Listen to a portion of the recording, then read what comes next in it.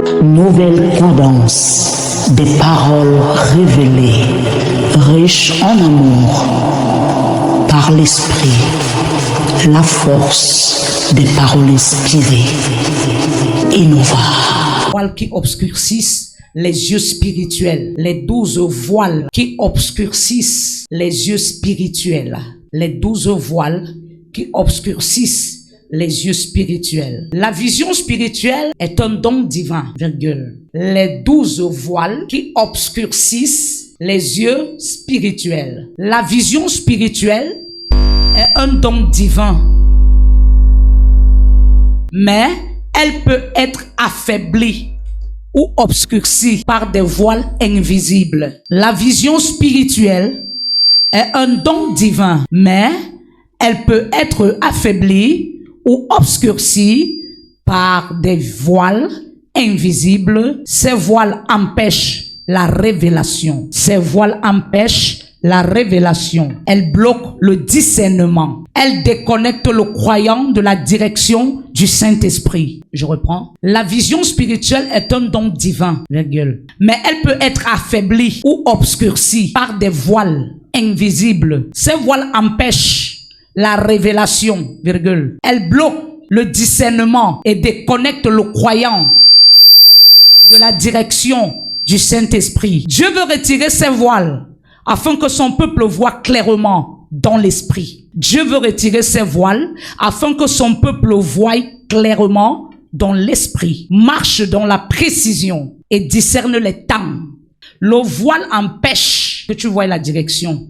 Amen. C'est pourquoi nous avons besoin d'être libérés. Premier voile, le voile du péché non repenti. Le premier voile, c'est le voile du péché non repenti. Ésaïe 59, verset 2. Est-ce qu'on peut lire? Gédéon, tu lis la Bible. Ésaïe 59, verset 2. Ésaïe 59, verset 2, nous lisons au nom de Jésus. Mais ce sont vos crimes qui mettent une séparation entre vous et votre Dieu. Mais ce sont vos crimes qui mettent une séparation entre vous et votre Dieu. Ça veut dire que le péché élève un mur entre Dieu et toi. Et lorsque le péché est déjà dans ta vie, il te voile. Ça veut dire qu'il te rend invisible devant Dieu, même devant les hommes. Amen. Ce sont vos péchés qui vous cachent sa face et l'empêchent de vous écouter. Verset 3. Car vos mains sont souillées de sang et vos doigts de crime. Vos lèvres profèrent le mensonge. Votre langue fait entendre l'iniquité. Alléluia. Amen. Parole du Seigneur. Le péché non confessé crée une muraille. Lorsque tu pars à l'hôpital, tu arrives à l'hôpital et tu es incapable de dire d'abord au docteur ce que tu ressens réellement. Parce qu'il y a des gens qui cachent la maladie. Ils cachent les symptômes. Ils refusent de dire au docteur le symptôme. De peur que le docteur n'analyse la maladie qu'il peut avoir. Ils refusent de donner le symptôme au docteur de peur que, parce qu'il y a des docteurs, quand tu lui donnes déjà les symptômes, comment tu te sens, le docteur même sans t'envoyer faire les examens, il peut déjà diagnostiquer d'une manière physique ce que tu as. Et aujourd'hui, beaucoup de chrétiens portent le péché, mais refusent de confesser. Je viens te dire ce matin, un péché commis il y a 15 ans peut te bloquer aujourd'hui. Amen. Tu peux faire quelque chose. Des années passent, 20 ans passent. Tu oublies, mais Dieu n'oublie pas. Obracha kadabra. Quelqu'un n'entend pas. Je viens te dire aujourd'hui, si tu as fait un avortement étant dans le monde, tu étais ignorant, n'est-ce pas? Mais en Christ, l'avortement la parle contre toi. My God. Donc tu sais pas ça? Ça parle contre toi. La Bible dit que vos pères ont péché, mais ne sont plus. Dans le mot père, il y a les aïeux. Les aïeux ont péché, ils ne sont plus. Mais la Bible dit, vous avez été privés de la gloire. Est-ce que quand les parents péchaient, nous on était là? Est-ce que quand les aïeux péchaient, nous on était là? Mais comment nous sommes privés de la gloire? Oh, le péché peut-être a déjà 50 ans. Le péché a 50 ans. Écoute-moi, l'homme meurt. L'esprit ne meurt pas. Si ton grand-père a tissé des alliances avec des esprits incubes et qu'au travers de ces esprits, il est élevé, il est peut-être devenu gouverneur, sous-préfet et qu'il a navigué dans ce règne-là.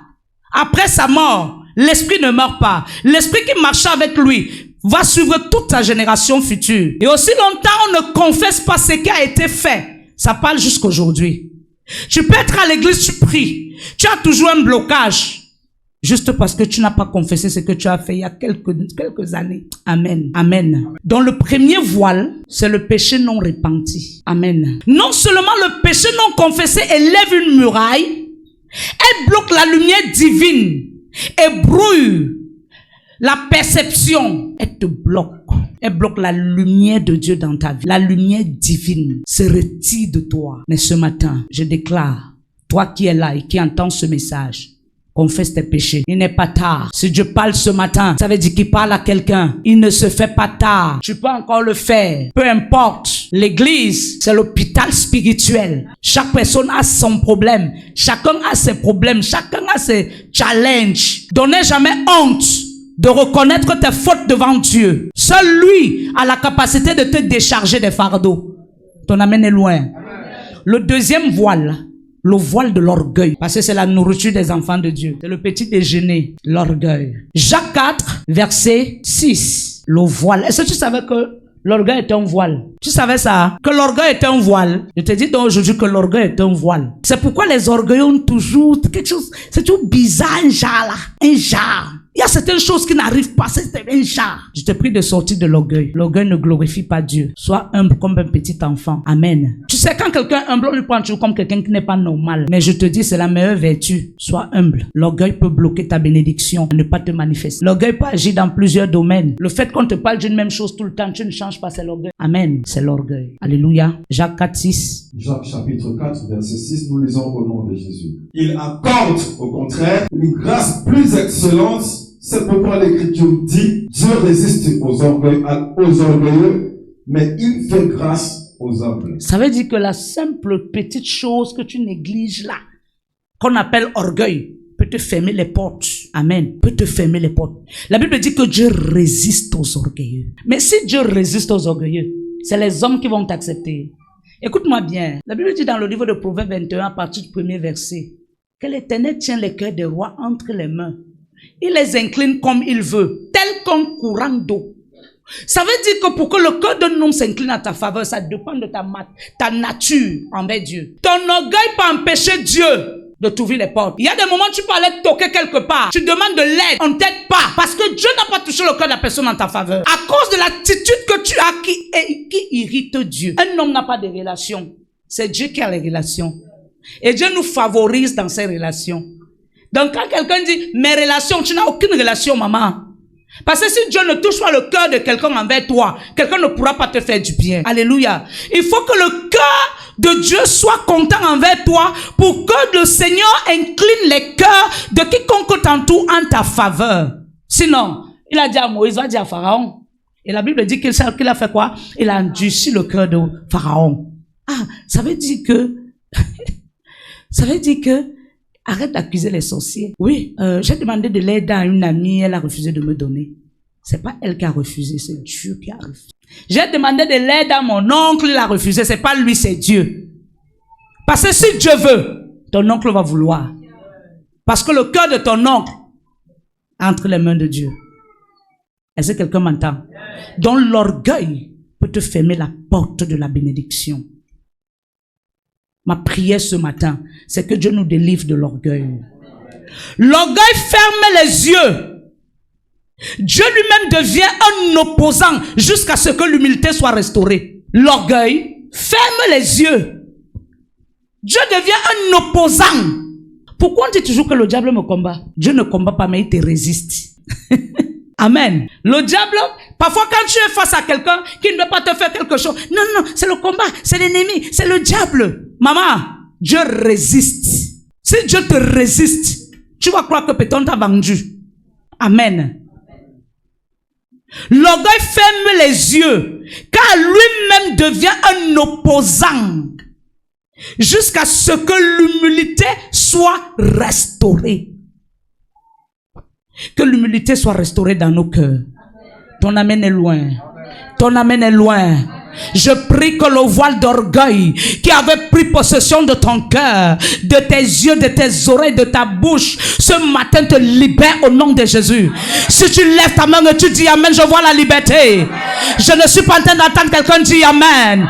Si tu lèves ta main et tu dis amen, je vois la liberté. Un amen pour que je puisse avancer. est ici qui est orgueilleux? Qui est ici et qui reconnaît qu'il est orgueilleux? Combien de doigts? 1 doigt, 2 doigts, 3, 4, 5, 6, 7, 8. 8. 8, 8, 8, 8. 1, 2, 3, 4, 5, 6, 7, 8, 9, 10. Bon, maintenant, 11, 12. Bon, maintenant, tu es orgueilleuse dans quel domaine? Même si je n'ai rien, je reste sur moi. Même si tu as la possibilité de me demander, je ne te demande pas. Je préfère rester comme ça. C'est une forme d'orgueil aussi. Parce que Dieu dit, demandez. Écoute, comme je t'ai en train de dire tout à l'heure, Dieu bénit l'homme par l'homme.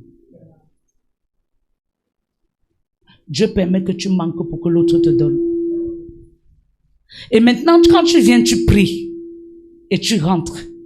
Mais tu es incapable de dire à quelqu'un, j'ai tel problème. Ça veut dire que tu es en train de bloquer ta propre bénédiction. Dieu bénit l'homme par l'homme. Nous prions Dieu, mais Dieu ne répond pas à un homme. C'est pourquoi nous devons être bons envers tous, gentils envers tout le monde. Parce que Dieu peut utiliser n'importe qui pour nous bénir. Dieu peut utiliser n'importe qui pour nous faire du bien. Amen. Je peux être ton leader. Je te dis, fais à manger, je mange. C'est pas que je peux pas faire préparer. Mais c'est l'humilité. Tu comprends? Dieu bénit l'homme par l'homme. Aucun homme ne se suffit. Un jour, il y avait un homme très riche. Ils étaient tellement riches, ne saluaient personne au quartier. Mais à cause de l'aiguille et du fil, il a toqué le voisin. Parce qu'il devait aller à un mariage. Et maintenant, la veste qui était dans le thème du mariage, pendant qu'il montait le bouton a éclaté.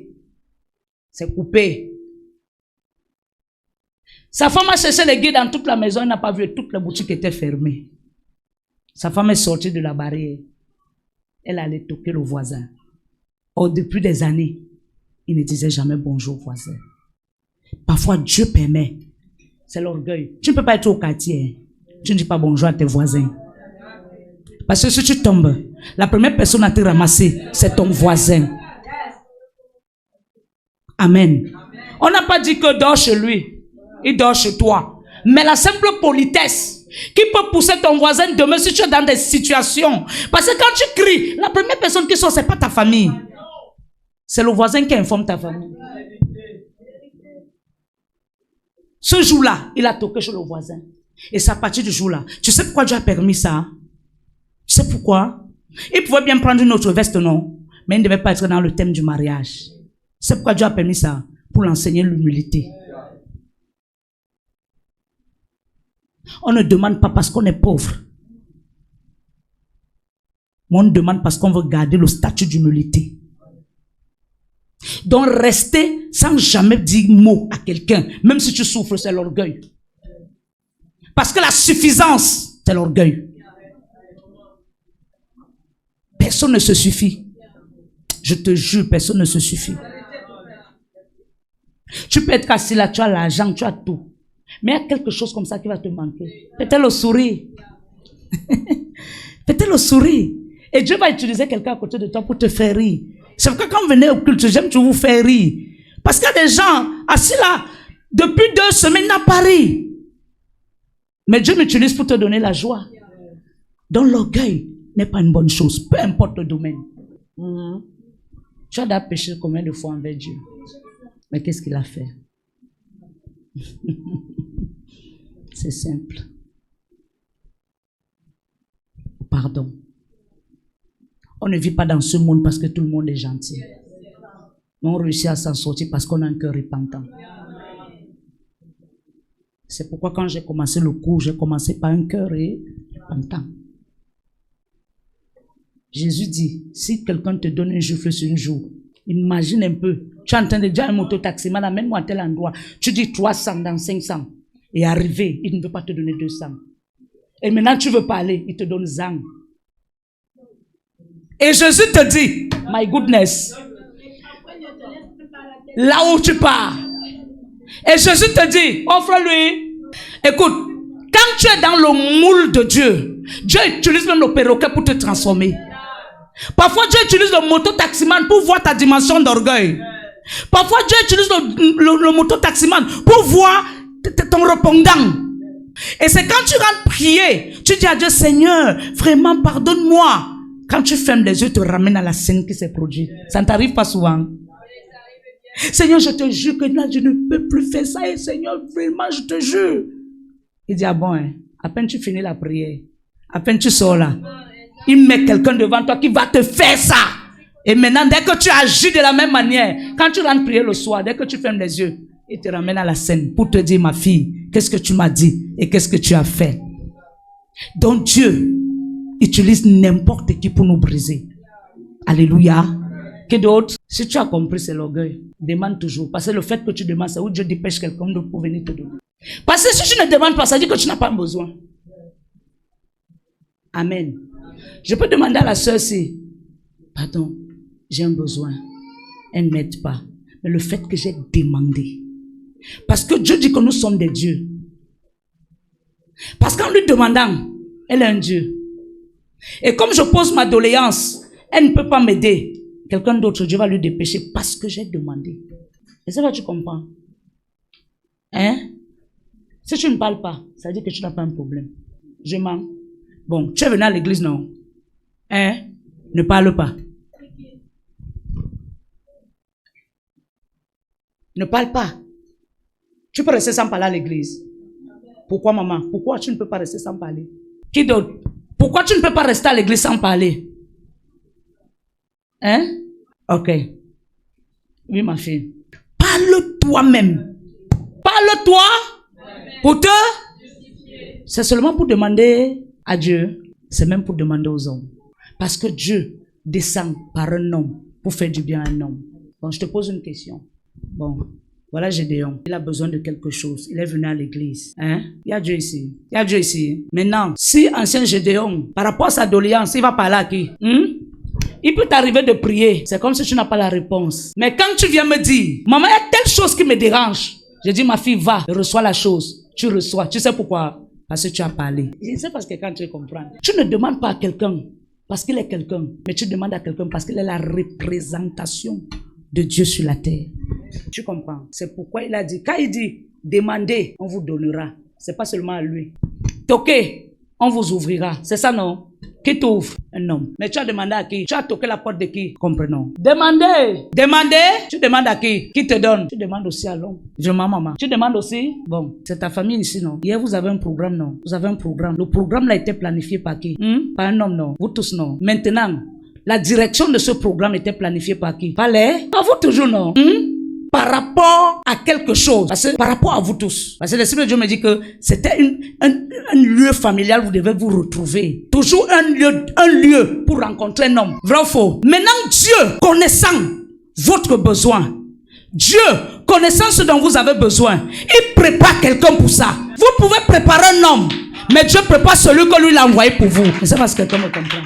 Je sais pas si quelqu'un me comprend. Dieu t'envoie derrière un homme selon ton besoin et selon la portion qu'il a mis en cet homme, pour toi en cette saison. C'est pourquoi Dieu nous demande d'être sensible. Tu peux dire, un homme de Dieu peut t'inviter. Dimanche, venez-vous tous. Je vais parler avec votre famille. C'est un homme de Dieu, non? Maintenant, Dieu sait que à l'heure-ci, la portion que vous avez besoin sortira de là-bas. Dieu change le programme. C'est pourquoi tu peux te lever le matin. Tu dis que je m'en vais à tel endroit. Arrivant en route, tu changes de direction. Parce que tu ne marches pas par toi-même, mais tu marches par la direction divine. Et la direction divine t'amène au lieu où Dieu, lui, il a choisi pour toi en cette saison. Est-ce que quelqu'un m'entend? Amen. Donc, Maintenant, il dit, cherchez. Non, il faut qu'on s'entende bien. Cherchez. Bon, la recherche qu'il dit là, c'est dans quel domaine? Seulement le domaine, bon, disons dans tous les domaines. Allons maintenant au domaine de l'école. Quand tu parles au matin à l'école, c'est pour faire quoi? C'est pour faire quoi? Chercher la connaissance. Qui t'enseigne? Qui t'enseigne? Qui est qui? Un homme. Dieu l'a établi, Dieu l'a investi pour qu'il représente Dieu par rapport à son domaine. Maintenant, quand tu ne te sens pas bien, tu pars où? Ah, il faut qu'on soit ensemble. Tu pars où? Tu pars rencontrer qui? Qui est qui? Il va te donner le médicament qui va te guérir. Parce que Dieu l'a mis là pour ça. Quand tu veux l'argent, tu pars où? Tu trouves qui? Quand on a compris, on devient humble. Quand tu viens à l'église pour demander, tu trouves qui? Tu trouves qui? Tu trouves un homme de Dieu. N'est-ce pas? Maintenant, tu demandes à qui? Pas Dieu à l'homme. Tu demandes au Dieu de cet homme. C'est pourquoi Élisa a dit, quand Élie a laissé le manteau tomber, il a dit, mon père, chat d'Israël et Sakava. Le Dieu de ton père, c'est le Dieu qui te connaît pas ton père. Moïse allait faire sortir le peuple d'Israël en Égypte. Toutefois que Moïse devait parler à Dieu pour ce peuple, Dieu devait agir. Amen. Parce que Moïse avait le mandat sur leur tête. C'est pourquoi quand Moïse partait demander la manne à Dieu, Dieu faisait comment? Il faisait tomber la manne. Si tu qui disais, tu pars à l'église qui est à côté, si tu appelles le Dieu de maman Jaël là-bas, étant servante là-bas, tu es bandit. Le Dieu de maman Jaël ne va pas te connaître là-bas parce que c'est pas le Dieu de maman Jaël qui est là. Chaque mandaté a un mandat, une mission sur un peuple. Amen. Donc, c'est ça, ça va. On a compris. Donc, dans les trois choses, toquer, on toque un homme. Demander, on demande à un homme. Chercher. Nous sommes au cours des serviteurs, non? Pour chercher quoi? La connaissance. Chercher. Mais Dieu utilise toujours quoi? Un homme. Mets-toi dans l'esprit que chaque chose que tu vas vouloir sur cette terre, Dieu va passer par un homme. C'est pourquoi dans tout ce que tu fais, sois bon. Parce que tu peux heurter quelqu'un ici, devant que tu le trouves. Tu as insulté un homme ici, il était habillé, non, pas débraillé. Peut-être, disons, un homme en tenue. Il est ici, il n'a pas la tenue sur lui. Il est en civil. Tu l'as piétiné. Il te dit, mais madame, tu m'as piétiné. Donc, qui devant moi? Qui devant moi? Tu es qui? Tu es quoi? Va là-bas. Tu peux faire la carte d'identité. Ouais, c'est la carte d'identité qu'il prend. Parce que quand tu pars à Bonanjo, tu trouves une foule. Tu peux maintenant faire la carte d'identité à Bonanjo. Tu trouves la foule. Il y a 500 personnes. Tu as la 5e personne. Tu arrives. Quand il te regarde, il te remarque. Il te dit, madame, va t'asseoir là-bas. Tu as la 490e personne. Monsieur, j'ai fait quoi? Il dit, regarde-moi, tu ne me remarques pas. Non. C'est ce qu'il va faire. Il va te dire, tu te souviens? Tel jour, tu as éclaboussé un monsieur. Monsieur, vraiment, excusez-moi. Si c'est un homme qui a un cœur dur, tu vas venir à la 404. C'est confond que commissaire. Maintenant, toi, le regarde, tu as la longue bouche. Tu piétines le commissaire au marché. Il te dit, madame, tu m'as piétiné, pardon. Je suis la seule. Tu ne connais pas le verset biblique où Jésus passait, tout le monde le touchait. Qu'est-ce qui te fait croire que c'est moi qui t'a touché? Maintenant, tu te retrouves au commissariat. Tu es venu porter plainte à quelqu'un qui t'a piétiné. Quand Dieu veut nous répondre, il nous répond correctement. Tu veux porter plainte à quelqu'un qui t'a piétiné et qui t'a insulté. On te dit, madame, c'est dans le bureau du commissaire. Tu es assise. On ne peut pas voir le commissaire là. Personne va se sentir. Je vais couper la plainte. Dès que tu ouvres, tu entres. Oui, monsieur, bonjour, monsieur le commissaire, avec tout le respect et l'honneur. Bonjour. Oui, je suis venu porter plainte à un homme là. Il m'a piétiné, il m'a insulté. Après, il dit, c'est qui parle? C'est qui quand tu as parlé? Madame, vous me remarquez? Non, mon commissaire. Quand tu me remarques quelque part, tu cherches même les loupes. Il dit, un jour, vous m'avez piétiné au marché. Ah bon, mon commissaire? Pardon, mon commissaire. Pardonnez-moi. Il dit, non, moi, je vous ai pardonné depuis. C'est à vous de pardonner la personne pour laquelle vous êtes venu. Il y a les gens qu'on répond comme ça. Quand tu fais quelque chose, tu oublies. La même chose t'arrive. Tu te retrouves devant la personne. Il te répond que c'est à toi de... Soyons bons. Amen. Ce que nous devons comprendre, c'est que Dieu nous fait du bien toujours par un homme. Dieu va toujours passer par un homme. C'est pourquoi quand tu heurtes quelqu'un, si Dieu veut briser ton orgueil, quand tu vas ouvrir la porte, tu vas trouver la personne placée. Amen. Le troisième voile, le voile de la peur. Oui, ma fille. L'orgueil, oui. C'est pourquoi l'église, Dieu dit qu'il est le corps, nous sommes les... Bon. Mon petit possible peut dire ici là que fiche-moi le camp. Celui-ci, peut dire à celui-ci, fiche le camp. Imagine qu'il n'y a pas celui-ci, il n'y a que ceci. Tu es inapte. Ça veut dire que le manque de connaissance peut te faire périr. Est-ce que vous savez que les gens... Je m'en fous. Amen. Oui, mon fils. Proverbe 3, premier verset, nous lisons le nom de Jésus. Amen. Mon fils, n'oublie pas mes enseignements. Il dit quoi? Mon fils, n'oublie pas mes enseignements. Quand Dieu veut parler de ses enfants, il appelle même la femme fils. Donc quand il parle là, ce n'est pas au garçon. Dieu a dit l'autre jour à l'église que toi, tu n'oublies pas ses enseignements. C'est ta grande sœur quand elle te dit, j'ai dit, Dieu t'a dit l'autre jour à l'église que mon fils, n'oublie pas mes enseignements. Dieu t'a parlé. Et toi?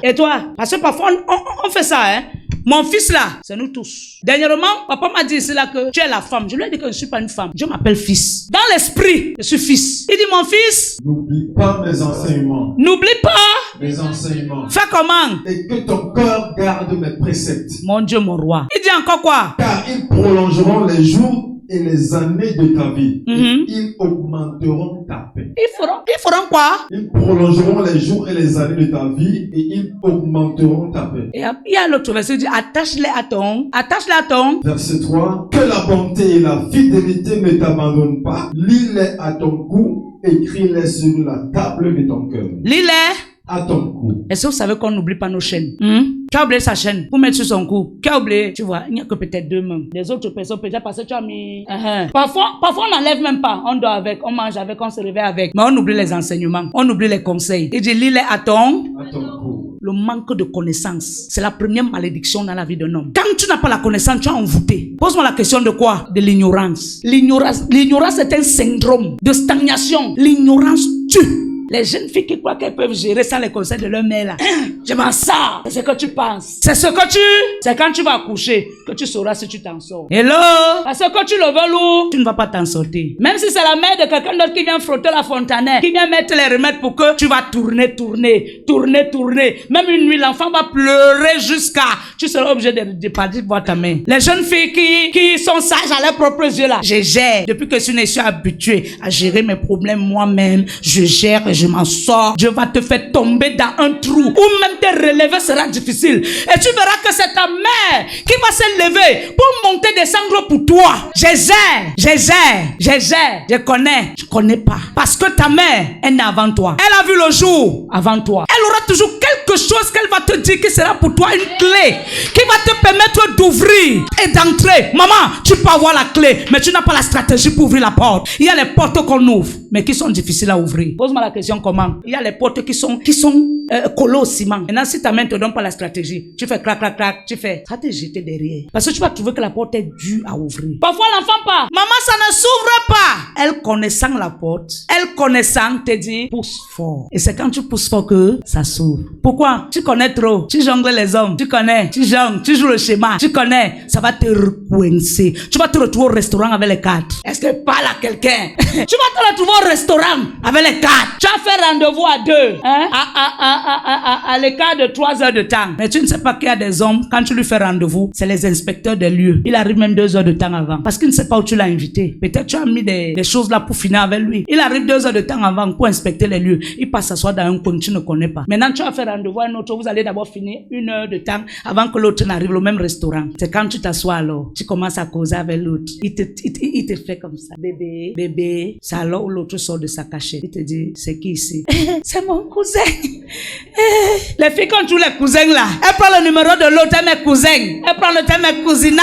Et l'autre, elle met Adeline. Elle connaît. Quelle est cette soeur Adeline qui t'appelle à chaque seconde? Alléluia. Lui te demande, c'est quelle soeur comme ça qui s'appelle Adeline? Tu dis à ma soeur, ma cousine, elle dérange trop. Tu raccroches. Tu envoies un mot d'avion. Mais c'est que tu oublies. C'est que même mot d'avion sonne. Dis bien amen. Dis bien amen. Donc tu as toujours besoin de la connaître. Lis-les à ton amen. Le 3e voile, c'est le voile de la peur. Les gens qui ont peur, c'est-à-dire, même au couloir, si maintenant, il n'est que, où c'est 8h, 9h. Envoie-le, il va te dire que, moi, passer sur le couloir, si. Voilà, les maisons sont loin là-bas. Tu me dis qu'il passe ici. Je ne peux pas. Il y a le serpent quelque part là. J'ai vu. Amen. Les gens qui sont que dès qu'il est devant la moto, il est en train de voir que devant là, il peut avoir l'accident. Hein. Il est sur la moto. Dès que la moto fait, rebiti, ga, je descends. Ga ici. Je descends. Voilà une première peur. Maintenant, l'autre peur, c'est que dans tes relations sentimentales, tu as eu trop de déceptions. Tu as maintenant peur de t'engager dans chaque relation. Dès qu'un homme te dit bonjour, ma chérie, comment tu vas? Ça va. Tu vas bien? Je suis ici à la clinique. Ma chérie, tu ressembles au genre de femme que j'aime. Papa, tu vois mon front, c'est l'excès de déception. Donc là où tu me vois là, laisse. Gabriel a dit ça. Yannick a dit ça. Sophie a dit ça. C'est toi qui vas venir faire quoi? Quelqu'un peut te faire le doigt comme ça. Et quand il finit, dit amen. Écoutez, il y a des gens qui ont le répondant. C'est une peur qui cache. Il y a des gens qui se sont fait des carapaces. Ils montrent un visage que c'est pas ça qu'il a. Moi, ne me fais pas ça. Moi, je suis forte plus que ce que tu penses. Moi, c'est la carapace. Touche-le bien. Mais il te présente un visage qu'il n'a pas. Des gens qui n'ont eu personne pour les défendre ont fait une carapace pour se protéger. Quand il est face à quelqu'un, on l'appelle Mamie Sagat. Elle n'est pas Mamie Sagat. C'est la carapace. Tu sais pourquoi? Elle a peur. Elle a peur d'être déçue. Parce qu'elle a d'abord été déçue. La peur de se réengager. Une femme qui a été violée, même si elle est mariée, toutefois qu'elle doit passer à l'acte avec son mari, elle a peur. Tu sais pourquoi? L'acte du viol est passé, mais ce n'est pas passé dans sa tête. Les séquelles sont là. Quand tu es un homme, tu as affaire à une femme qui a été violée. Faut être trop câlin pour que tu t'en sortes avec cette femme. Parce que la femme qui a été violée voit tous les hommes comme les braqueurs. Quand tu essaies de la parler un chat, elle est sur la défensive. Tu sais pourquoi? Elle se défend depuis son cerveau. Si je rencontre une femme qu'on a violée et tu n'es pas câlin, patient, ça vous allez vous séparer. Tu sais pourquoi? Dans sa tête, elle est brisée depuis très longtemps. À cause de quoi? La peur. Vous pouvez même être bien là, bien, vous êtes en train de bien se passer, après te pousse. C'est pourquoi? C'est dans la tête. Maintenant, celui qui ne connaît pas, tu as les hommes, je sais que tu as des autres hommes, tu me trompes. Tu ne sais pas. Le véritable problème, c'est que il y a une guerre dans sa tête. Et maintenant, toi, l'homme qui vit avec une femme qui est passée par là, tu dois la ramener pour qu'elle se retrouve. Regarde-toi alors, bordel, tu me trompes. Je connais qui tu es. Je te connais. Je connais pas. Parce qu'en vrai, tu ne connais pas ses peurs. Amen. Donc, il y a plusieurs types de peurs. La peur de s'engager parce qu'on a été déçu. La peur de refaire confiance. La peur de sortir au village quand il fait nuit. Amen. C'est la peur, mais c'est pas les mêmes peurs. Amen. Même à Douala, dès qu'il y a l'obscurité là, tu dis à quelqu'un, même une grande personne, prends-moi un peu le son qui est là dehors, ok? Toi-même, tu vas aller prendre, on t'adore. Fais-moi la barrière, moi, c'est sortir de la porte, c'est même pas moi. La peur. La personne est même couchée au lit. Dès qu'il sent comment quelque chose marche, il va me faire un an sans dormir sur le lit là. La peur. Dès qu'il dort, il fait un mauvais répéteur, le poursuivait. Comme il s'est réveillé, il ne ferme plus les yeux. La peur. La peur est un voile. Et la peur peut te bloquer dans plusieurs domaines. La peur n'est pas une bonne chose. 2 Timothée 1, verset 7. La peur est un brouillard spirituel qui paralyse le discernement et empêche la vision prophétique. On lit la parole. 2 Timothée 1, 7. Donc je disais, la peur est un brouillard spirituel qui paralyse le discernement et empêche la vision prophétique. Les gens qui veulent être les prophétesses, ces prophètes-là, un prophète voit plus les esprits de mort que les esprits des vivants. Un prophète voit toutes les choses bizarres. Tu arrives au marché, les gens sont en train de marcher au marché. Après, tu vois quelqu'un, lui, c'est ici. Donc, tu vois, il est en train de marcher comme ça, mais ici, c'est derrière. Mais c'est la nuque qui est devant. C'est pour ça que moi, je n'aime pas tous les marchés. Au marché, tu vois une maman, banane. Tu la regardes spirituellement. Banane. Tu achètes la banane, tu manges, tu ne dors pas la nuit. Tu restes au monde, te poursuit. Parce que c'était un esprit qui t'a vendu la banane. Amen. Amen. Tu as trouvé la parole. On lit, mon fils. 2 Timothée 1, verset 7, nous lisons au nom de Jésus. Car ce n'est pas un esprit de timidité que Dieu nous a donné, mais un esprit de force, d'amour et de sagesse. Amen. Amen. Est-ce que vous savez que la peur rend timide? La peur rend timide. Regarde quelqu'un qui a peur, qui vient de rencontrer un serpent. Il a même 2 heures de temps pour se retrouver. Il va s'asseoir comme ça. Il va devenir un chat. La peur rend timide. Quelqu'un qui a été déçu et qui ne s'est jamais retrouvé devient timide sans vouloir. Il n'a plus de joie. Amen. La peur n'est pas une bonne chose. Je viens briser ce brouillard dans ta vie. Le brouillard de la peur au nom de Jésus. Non, je suis en train de déclarer sur ta vie. Je dis, je brise le brouillard de peur dans ton cœur, dans tes pensées, au nom de Jésus-Christ de Nazareth. Merci Seigneur. Amen. Toi qui veux l'appel prophétique là, ça veut dire, comme on est assis comme ça, tu regardes l'autre. Quand tu le regardes, tu vois ces yeux de la sorcellerie. Il te regarde comme ça. Mais il est en train de te regarder avec les yeux ci. Mais quand tu le regardes bien, mais toi tu es en train de prêcher. Dès que tu le regardes, mais tu dois ignorer ça. Tu rends ministère. Regarde alors maintenant. Tu es un prophète qui a peur. Oh bien-aimé, je suis en train de prophétiser. C'est quoi ça? C'est quoi ça? Alléluia. Les gens qui sont que dès que quelqu'un tombe, elle est comme tout à l'heure, l'ancienne Israël est tombée. D'autres ont cru qu'elle était morte. J'ai vu hey! Alléluia. Amen. Amen. La peur n'est pas une bonne chose. Que l'Éternel nous libère de la peur. 4e voile. Le voile des liens familiaux héréditaires. C'est l'autre là, le voile des liens familiaux hérité. Hérité veut dire c'est un héritage. On t'a pas laissé la maison, hein. On t'a pas laissé le champ. On t'a rien laissé. Mais on t'appelle hérité. Tu ne peux pas comprendre. On t'a pas laissé la maison, on t'a pas laissé la voiture, ni le terrain. Rien. Même la maison qui est au village, ça en t'est battu. Amen. Mais on t'a laissé l'héritage, on t'appelle hérité. 2 Corinthiens 10. 4. 2 Corinthiens. Certaines forteresses héritées obscurcissent les yeux jusqu'à ce qu'elles soient détruites par la vérité. Vous avez vu d'ailleurs quelqu'un sur les liens, il ne croit jamais sur toi Dieu. Quand les liens familiaux sont assis dans ta vie, il y a des familles, personne ne croit en Dieu. Ne tente pas d'atterrir dans leur cour pour les évangéliser. C'est le genre de filles qui aiment s'asseoir dans la cour. Ils sautent le riz, ils mettent avec les minutes culottes et les chaînes aux pieds, remplissent leur cour. Tu viens, tac, tac, tac, et tu es venu parler de Dieu. Sors, avant qu'on te verse l'eau. Tous t'insultent. Et on te chasse avec les injures. Ils ne croient en rien. Donc, ils ne sont dans rien. Dans rien. Seulement manger, boire, dormir, insulter les gens au quartier. Il y a des familles comme ça, un mauvais héritage. D'autres, s'ils ne se querellent pas. Dès que l'autre, ils sont peut-être une famille de 9. L'autre se querelle avec l'autre, boit l'eau. Dès que l'autre finit, l'autre enchaîne boit l'eau. Dès que l'autre finit, l'autre enchaîne boit l'eau.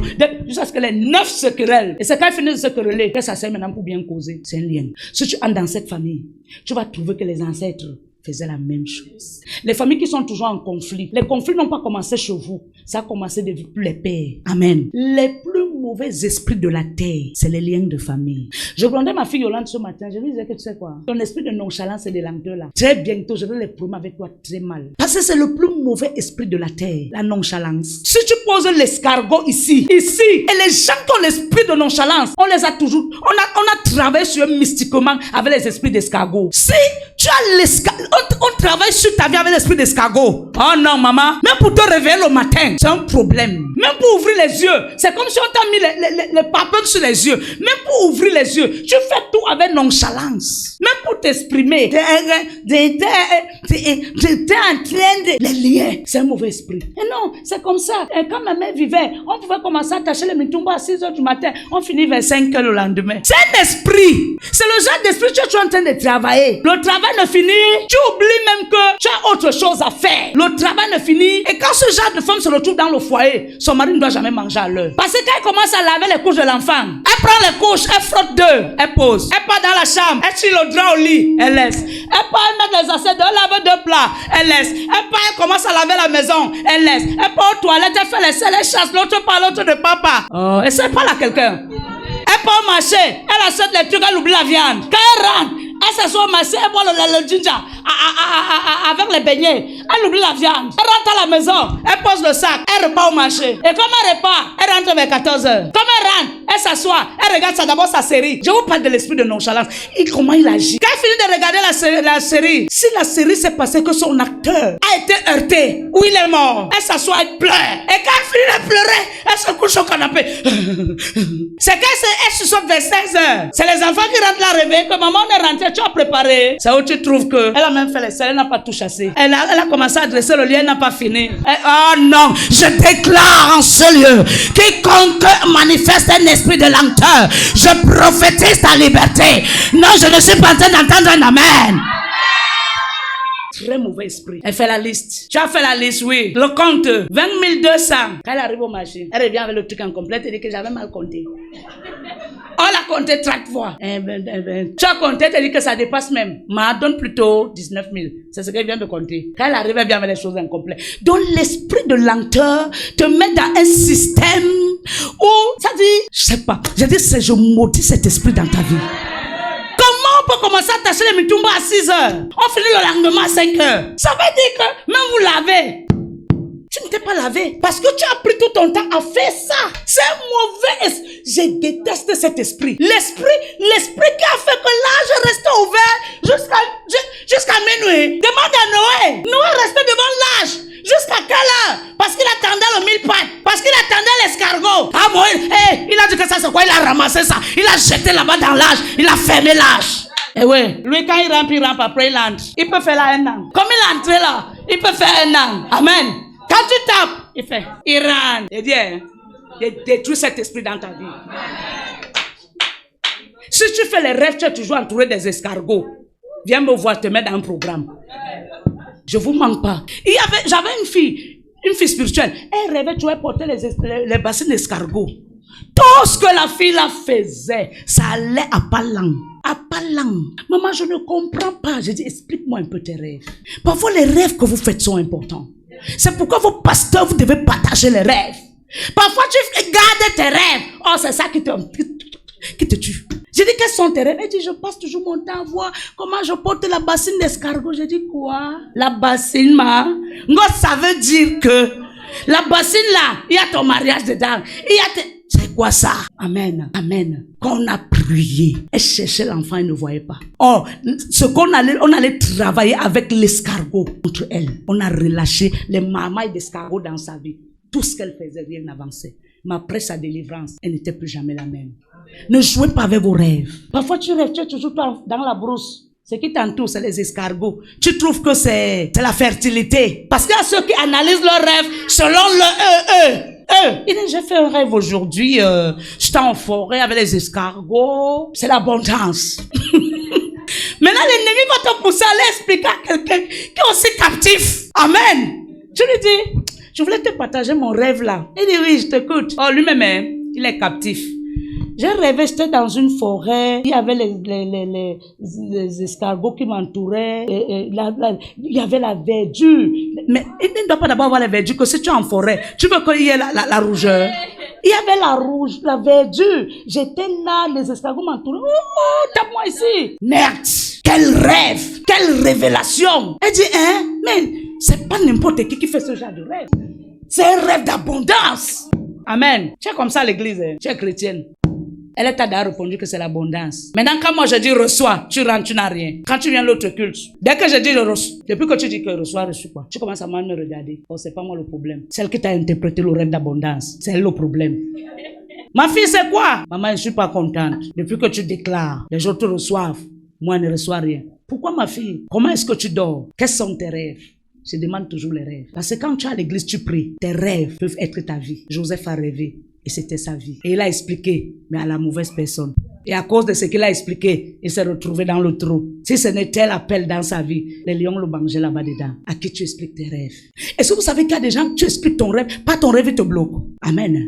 Il y avait une fille qui avait la grâce financière. Elle avait une voisine. Dès qu'elle se réveille, j'ai rêvé, on m'a donné beaucoup d'argent dans mon rêve. Elle dit, ah bon? Dès qu'elle dit, ah bon? Dès qu'elle dit, ah bon? Elle dit que, j'ai oublié quelque chose. Comme elle est entrée là. Tu dis que tu as rêvé, tu as eu l'argent. Tu dis que tu as rêvé, tu as eu l'argent.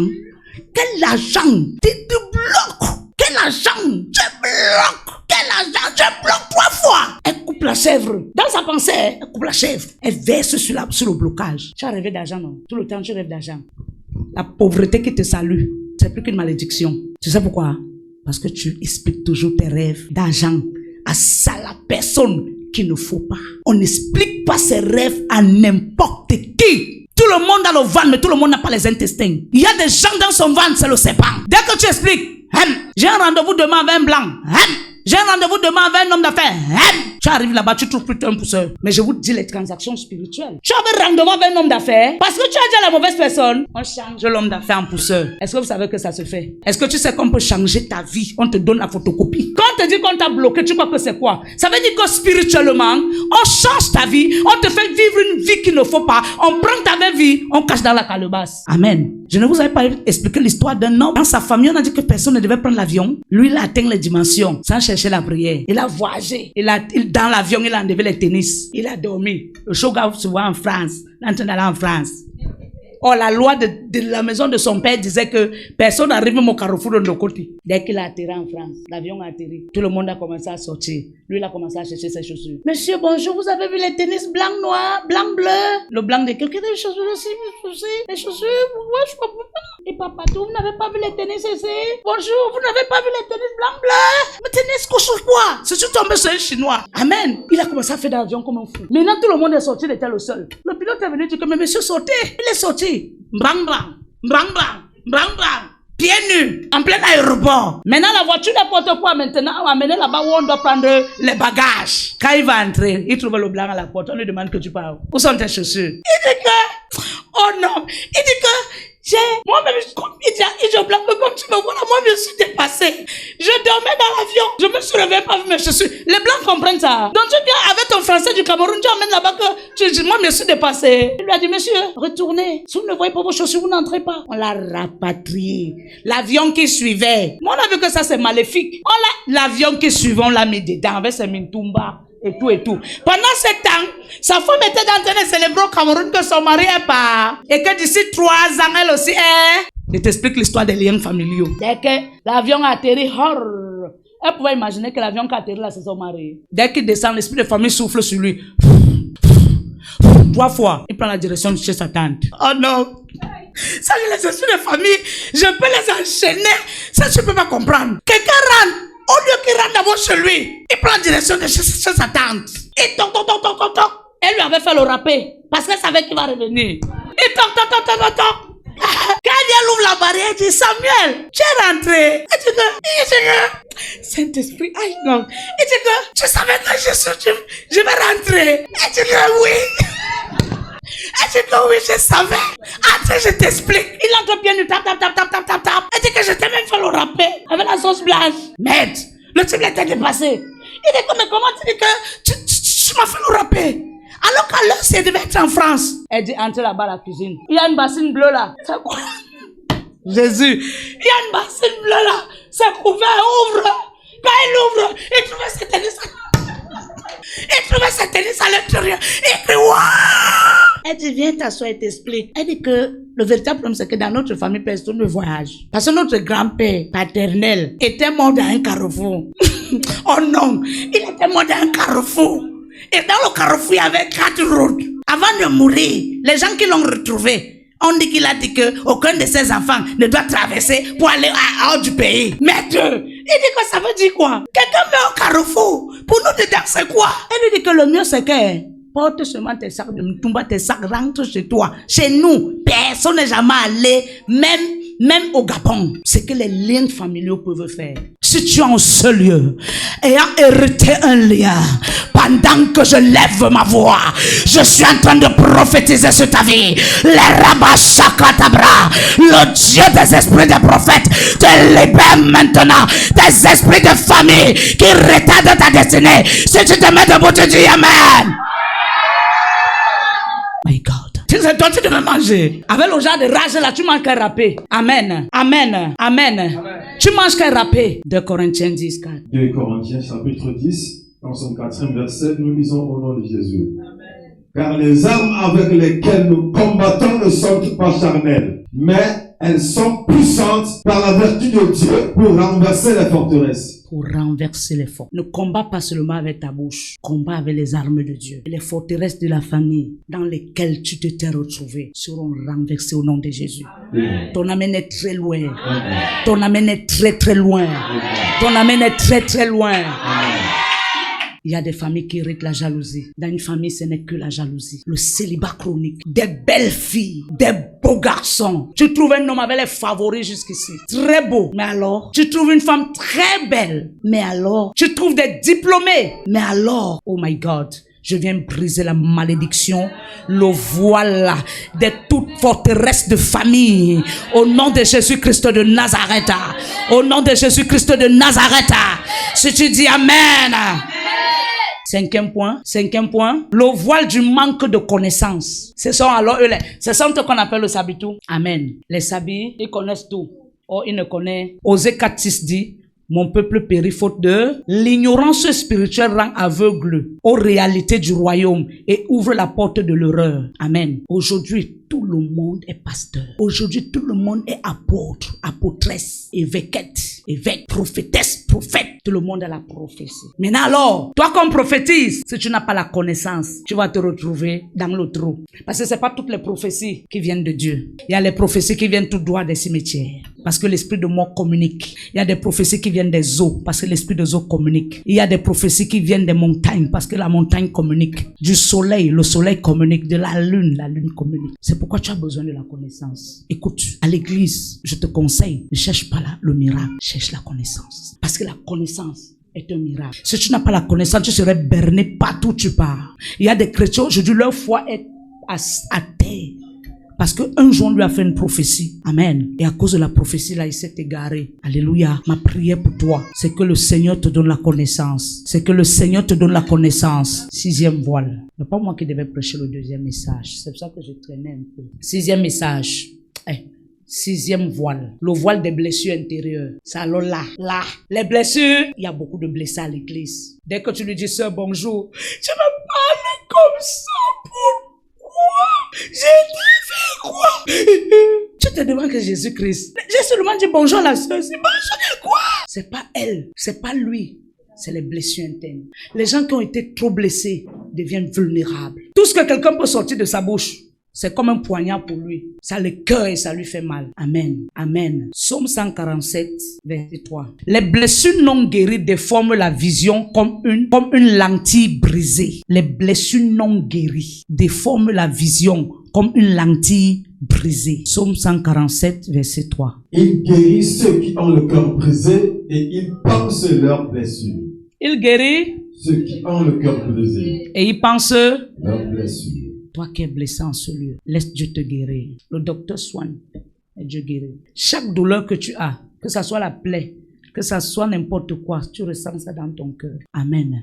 Il y a des gens qui sont devenus très, très, très fragiles parce qu'on l'a trop blessé. On l'a tellement blessé. Je prie que l'Éternel te guérisse des blessures. Qu'il te guérisse des blessures. Parce que le manque de guérison interne devient un voile et qui te bloque toi-même. Amen. Parce que quelqu'un qui est blessé ne se donne plus n'importe comment. Et ça devient un problème pour lui. Alléluia. Alléluia. 7e voile. Le voile de la double vie. J'ai fini à 11h. J'ai dit que j'ai fini mon culte à 12h. Et c'est ce qu'il va respecter. C'est même pas moi qui devais prêcher le deuxième message. Le voile de double vie. Les jonglais là, jonglaises. Le voile de double vie. Jacques 1, 18. Quand la vie est divisée entre lumière et ténèbres, la vision devient instable et floue. Jacques 1, 8. Jacques chapitre 1, verset 8, nous lisons au nom de Jésus.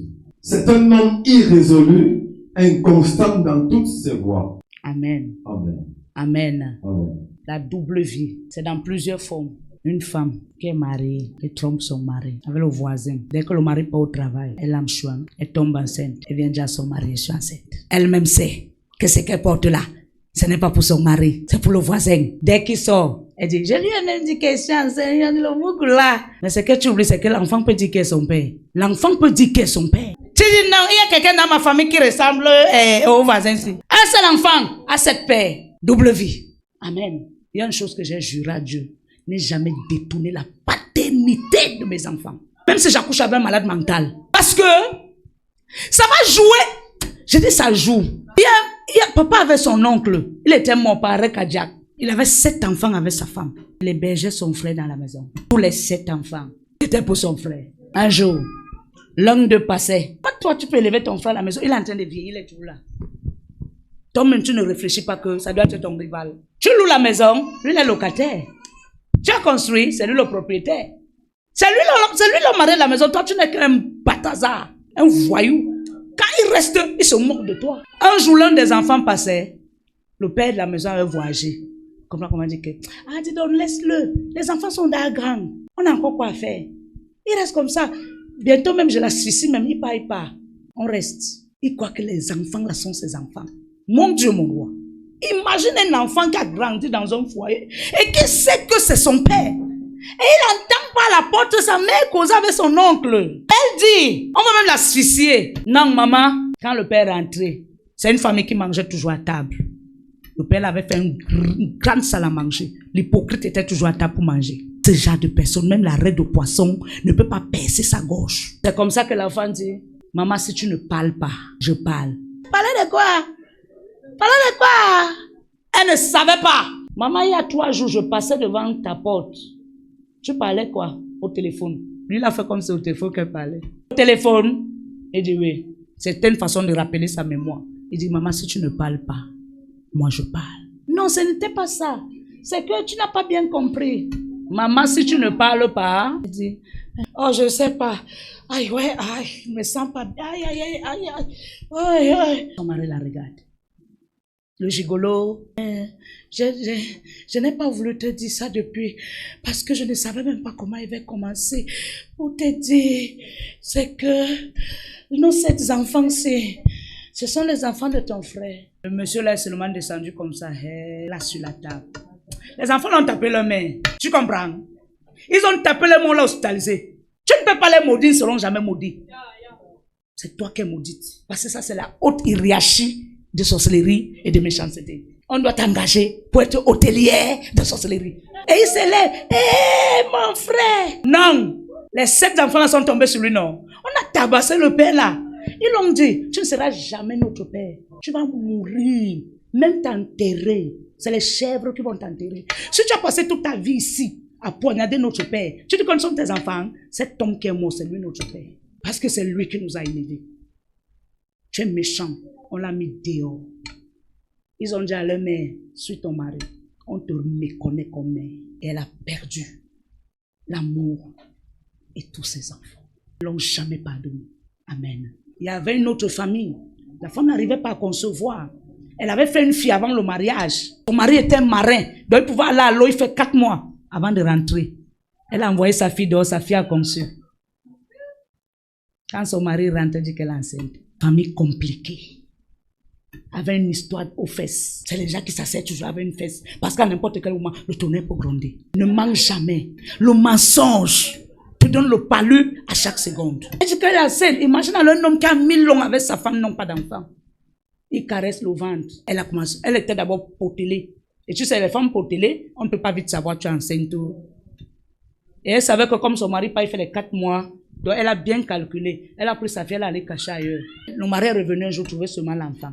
Heureusement, pour certaines périodes qu'elle saignait. Elle dit que le médecin a dit que l'enfant ne tète pas. Que l'enfant ne tète pas. Que ses seins ne coulent pas. Ah non! Non, maman! Les femmes, non! Le médecin a dit que le médecin a acheté des cartons de lait. Parce qu'il était tellement content de son enfant. Son mari même l'a touché. Non, non, non, le médecin dit qu'il doit même rester même 4 mois. C'est risqué. Comme j'ai accouché avec de douleur, j'ai les déchirés. On a cousu. Le schéma. J'avais moi schéma. C'est mon dernier point. Les autres points, on va développer ça la semaine prochaine. Elle est partie. Son mari est rentré. L'enfant a eu 6 ans. J'avais moi 6 ans. Un jour, elle a énervé sa fille. Voilà l'autre qu'on oublie souvent. L'énervement.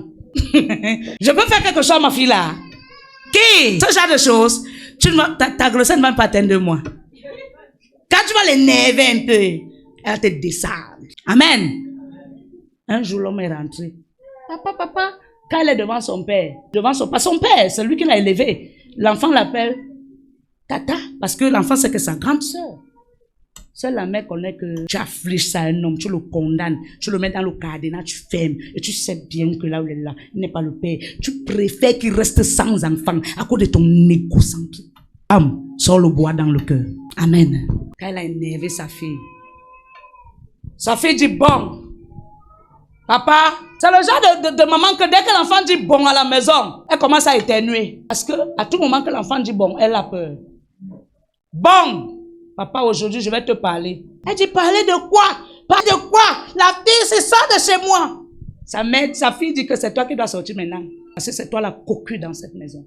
Papa, c'est toi qui m'as adopté. C'est toi qui m'as élevé. Tu es mon père. L'enfant-ci, c'est mon enfant. Monsieur est calé comme ça. Même 15 minutes sans ouvrir la bouche. Papa, l'enfant-ci, c'est mon enfant. Maman n'a jamais conçu. Elle m'a envoyé concevoir dehors. Donc, je ne connais pas le père de l'enfant ici. Parce qu'elle ne voulait pas que l'enfant ait un père. Elle a accouché, elle t'a menti, elle m'a gardé quelque part. Amen. Quand on fait les choses, n'oublions pas que la pièce de 100 francs est comme ça et elle est comme ça. Le mensonge de paternité est le plus mauvais mensonge. Regarde, si on t'a accouché avec mensonge, tu vas accoucher avec mensonge. Parce que ça devient héréditaire. Je te jure, si on t'a accouché avec mensonge, oh, les mamans qui disent qu'elles ne connaissent pas ton père, là, tu vas le vomir. Tu vas le connaître. Tu as conçu de l'arbre. Tu ne connais pas le père comment? Tu es aveugle. Quand tu rencontres un homme et tu conçois de lui, cherche à savoir sa famille. Quel village il vient? Le nom de son village. Même si tu le perds de regard, tu ne dois pas perdre le nom de son village. Quand tu vis avec un homme, cherche à connaître d'où il vient. Ton village, c'est où? Le nom de ton village. La famille qui? Je te jure, même si tu perds l'homme là de vie, même si on te dit qu'il est allé en Europe, quand tu vas arriver dans ce village, tu vas demander à la famille, tel on va te monter la maison. Mais toi, tu t'arranges à concevoir facilement, tu conçois, tu t'en fous de cet enfant qui va naître, ce qu'il va recevoir comme douleur, tu t'en fous carrément, tu mens la paternité, tu t'en fous de l'avenir, tu t'en fous de ce que cet enfant va ressentir. Quand il sait où venez pleurer dans les églises, tu dis la sorcellerie. Quelle sorcellerie? C'est toi la sorcière. Tous les dans les églises en train de couler les larmes de crocodile, portant les valises de mensonges. Amen. Changeons de mentalité. Soyons vrais. Le mensonge est un voile. Ma prière pour toi ce matin, c'est que le voile te libère. L'enfant dit toujours qui est son père.